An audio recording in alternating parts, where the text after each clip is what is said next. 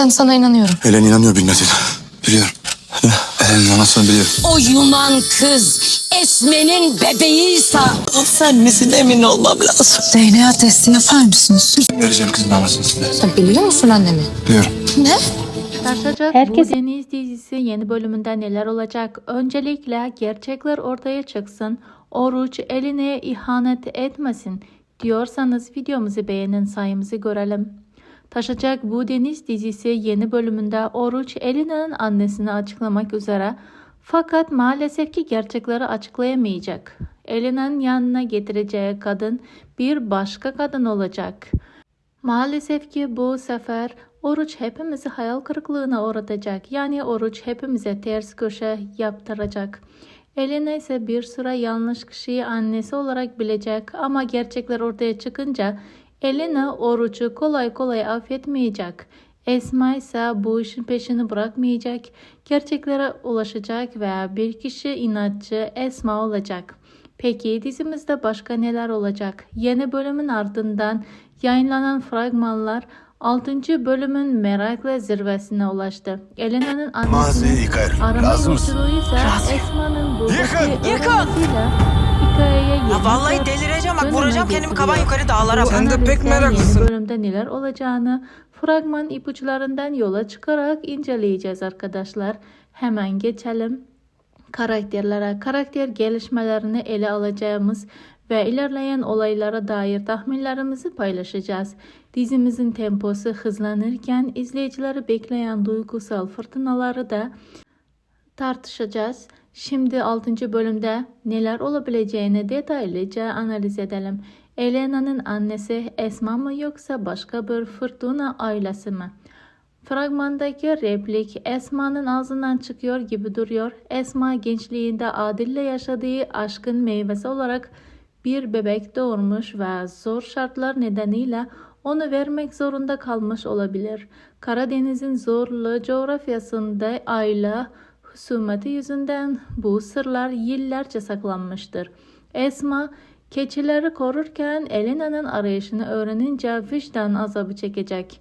Bu yüzleşme sahnesi dizinin en duygusal anlarından biri olacak.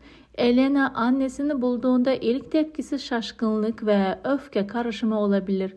Yıllarca köklerini arayan bir kadının birden ailesini bulması travmatik bir etki yaratır. Esma ise kızını kaybetmenin acısını yeniden yaşarken Adil'le karşı tutumunu değiştirebilir.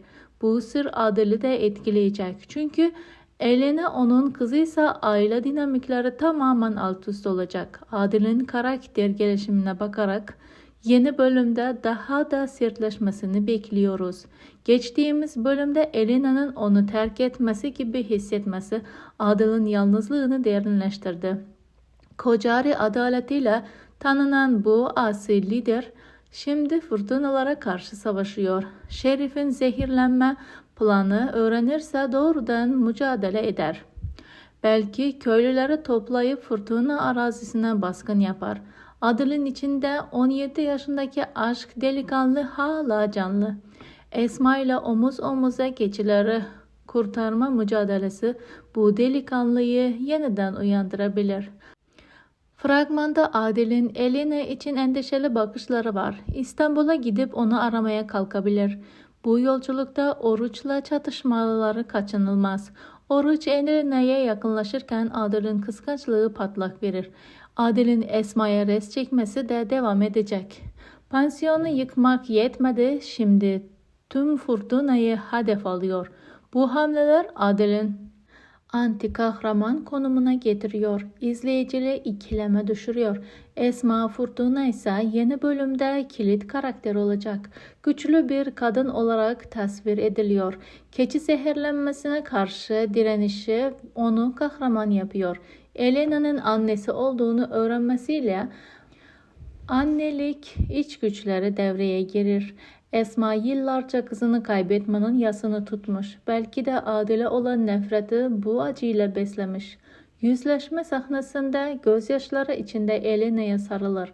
Seni korumak için verdim diyebilir.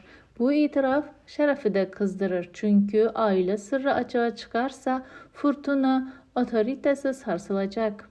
Esma Adil'le ittifakını güçlendirecek. Keçileri kurtarmak için birlikte çalışırken eski aşkları kıvılcımlanır. Esma'nın pansiyonu yıktıktan sonra direnci izleyiciyi etkiliyor. Yeni bölümde yeni bir mekan, belki bir kulübe veya aile evi merkez olabilir. Esma'nın Zarife gibi yan karakterlerle konuşmaları sırrı derinleştirecek. Şerif ve Oruç'un rolleri de kritiktir. Şerif hapisten çıktıktan sonra intikam ateşiyle yanıyor. Zehirleme planı başarısız olursa alternatif bir saldırı deneyecek. Belki Adil'in mallarına sabotaj yapar. Oruç ise amcasının ihanetini öğrenince aileden kopar. Melina'nın etkisiyle Elena'ya daha yaklaşır. Bu üçgen Elena, Adil, Oruç arasında gerilim yaşatır. Melina'nın Yunanistan'dan bağlantıları hikayeye yeni katmanlar etkileyebilir.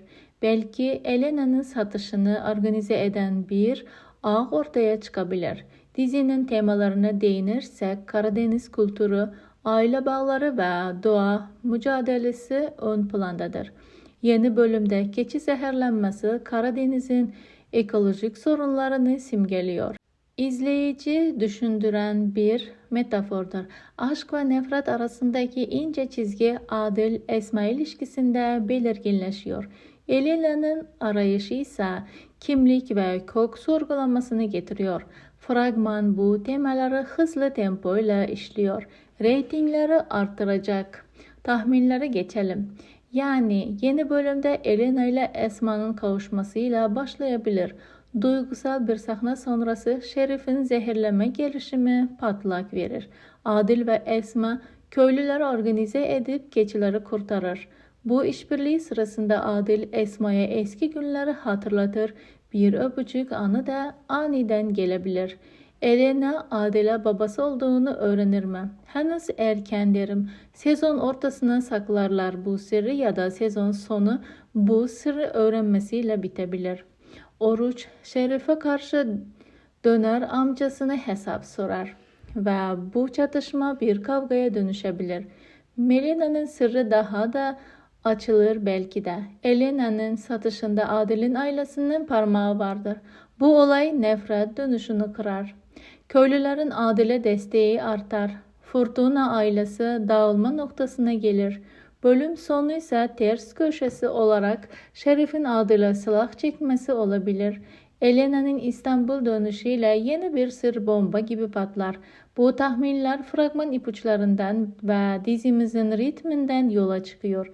Taşacak bu deniz senaryosu sürprizlere açık. Elena rolündeki oyuncunun performansı ise yüzleşmeyi unutulmaz kılacak. Sosyal medyada hayranlar "Anası benim" repliğiyle çalkalanıyor.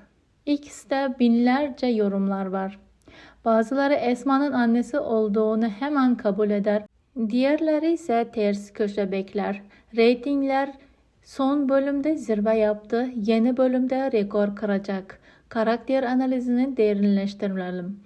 Adil Koçarı, Nami diğer Koçarı liderlik vasfıyla ailelerini koruyor. İçindeki delikanlı Esma'ya karşı yumuşak, Elena'ya babalık hissiyle bağlıyor. Yeni bölümde bu bağ tez edilecek. Esma'nın yıkılan pansiyonu, metaforik bir ölüm, yeniden doğuşu Elena ile olacak.